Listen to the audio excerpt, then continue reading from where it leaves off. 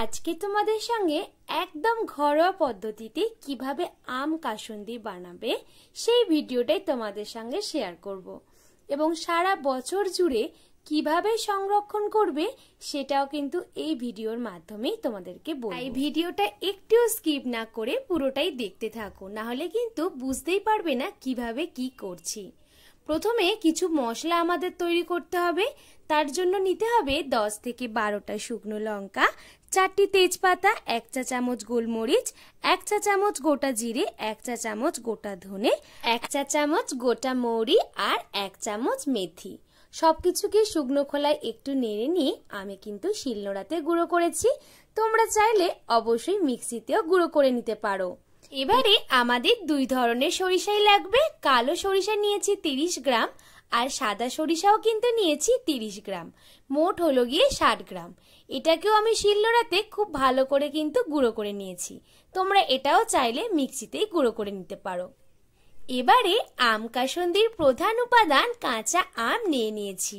এখানে আমাদের লাগবে মোট 300 গ্রাম কাঁচা আম। বলে রাখি, তোমরা কিন্তু আটি বাদ দিয়েই 300 গ্রাম আম নেবে। আমের পরিমাণ যদি অর্ধেক করো তাহলে সমস্ত মশলাই কিন্তু সেখানে অর্ধেক করেই ব্যবহার করবে। এরপর নিয়েছি 5 থেকে 6টি কাঁচা লঙ্কা আর 1.5 ইঞ্চি আদা। এটাকেও কিন্তু একটা ভালো করে মিহি পেস্ট বানিয়ে নিয়েছি।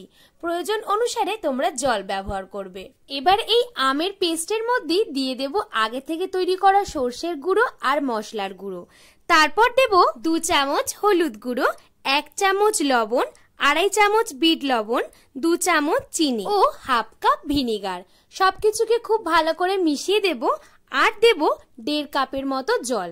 এবার বলে রাখি, আম পেস্ট করার সময় যে জলটা ব্যবহার করা হয়েছিল সেটা কিন্তু এই 1.5 কাপের মধ্যেই ধরে নিতে হবে। এরপর 3 টেবিল চামচ সর্ষের তেল গরম করে এর সাথে মিশিয়ে দেব।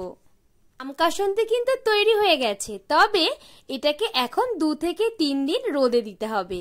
আর তারপরে তোমরা কাঁচের বয়েমে ভরে রাখবে, তাহলে কিন্তু সারা বছর ধরে এটা খেতে পারবে। আমি আগের বছর আম কাসুন্দি বানিয়েছিলাম, কিছুদিন আগেই শেষ হয়েছে, আর সেটা কিন্তু একদম ভালো ছিল। তবে তোমরা মাঝে মধ্যে এটাকে রোদে দিতে পারো, তাহলে এটা কিন্তু খারাপ হওয়ার সম্ভাবনা থাকবে না। আম কাসুন্দিটা কিন্তু অবশ্যই তোমরা কাঁচের বয়েমেতেই রাখার চেষ্টা করবে।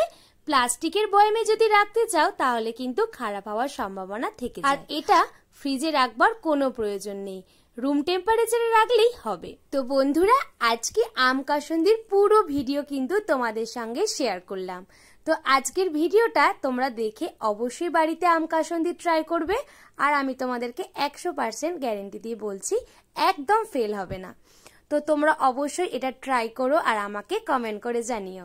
আর আমার চ্যানেলে যদি তোমরা নতুন হয়ে থাকো তাহলে অবশ্যই আমার চ্যানেলটিকে সাবস্ক্রাইব করে দিও আর পাশে থাকা বেল আইকনটাকেও প্রেস করে দিও। যদি ভিডিওটা ভালো লাগে লাইক এন্ড শেয়ার করে দিও।